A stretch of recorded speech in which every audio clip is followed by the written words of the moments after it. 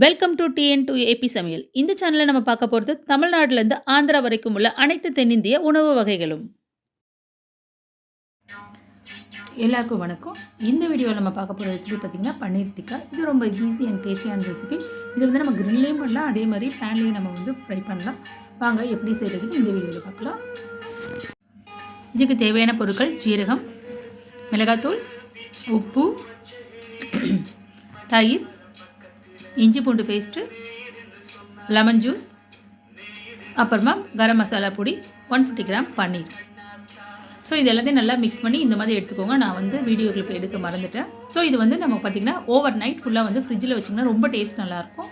மறுநாள் காலையில் எடுத்துக்கோங்க. இந்த மாதிரி வந்து நம்ம கிரில் ஸ்டிக்கில் வந்து இந்த மாதிரி வந்து நம்ம எல்லாத்தையும் குத்திக்கலாம். நான் வந்து கார்ன் வந்து என்னோடய ஃபஸ்ட்டு ப்ரையாரிட்டி. ஏன்னா எங்கள் பசங்களுக்கு கார்ன் ரொம்ப பிடிக்கும். இது வந்து நீங்கள் நைட்டே வந்து நம்ம பன்னீர் கூட இதையே சேர்த்து வந்து நம்ம ஊற வச்சாலும் நல்லாயிருக்கும். பட் வந்து நைட் வந்து கொஞ்சம் நான் ஊற வைக்கல, ரொம்ப சோம்பேறித்தனப்பட்டு. ஸோ வந்து அதனால் நான் டேரெக்டாக காலைல அப்ளை பண்ணிட்டேன். பட் பன்னீர் பார்த்திங்கன்னா நீங்கள் சாயங்காலம் செஞ்சு மறுநாள் யூஸ் பண்ணிங்கன்னா ரொம்ப ரொம்ப டேஸ்ட் சூப்பராக இருக்கும். ஸோ இந்த மாதிரி எல்லா இடமும் அப்ளை பண்ணிக்கோங்க.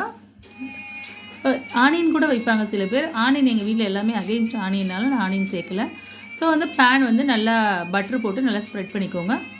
இப்போ இந்த கட் பண்ணி இந்த மாதிரி எல்லாத்தையும் குச்சியில் குத்துன இந்த பன்னீர் எல்லாத்தையும் வந்து பேனில் அப்படியே வச்சுடுங்க.